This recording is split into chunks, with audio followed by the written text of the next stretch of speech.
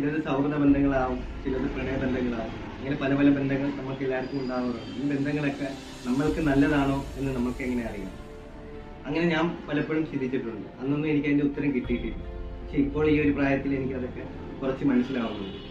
നമ്മൾക്കുണ്ടാവുന്ന ഏതൊരു ബന്ധമാണെങ്കിലും ആ ബന്ധം കൊണ്ട് നമ്മൾ നല്ലൊരു വ്യക്തി ആവുന്നുണ്ടോ, അല്ലെങ്കിൽ നമ്മുടെ ജീവിതത്തിൽ പല കാര്യങ്ങളും പോസിറ്റീവായിട്ട് നടക്കുന്നുണ്ടോ? നമ്മൾക്ക് മാത്രമല്ല, നമ്മുടെ സുഹൃത്തിനും അതുപോലെ നമ്മൾ കാരണം അവരുടെ ജീവിതത്തിലും പല പല മാറ്റങ്ങളും എല്ലാം ഉണ്ടാവുന്നുണ്ടെങ്കിലാണ് ആ ബന്ധം ഒരു നല്ല ബന്ധമായി നമുക്ക് കാണാൻ പറ്റുന്നത്. അല്ലാതെ ഉണ്ടാവുന്ന ഒരു ബന്ധങ്ങളും നമ്മുടെ കൂടെ അധിക നാൾ കാണില്ല. അതെല്ലാം ഒരു സീസൺ ബന്ധങ്ങളായിരിക്കും, അല്ലെങ്കിൽ കുറച്ച് മുമ്പിൻ്റെത്തേക്കുള്ള ബന്ധങ്ങളാണ്.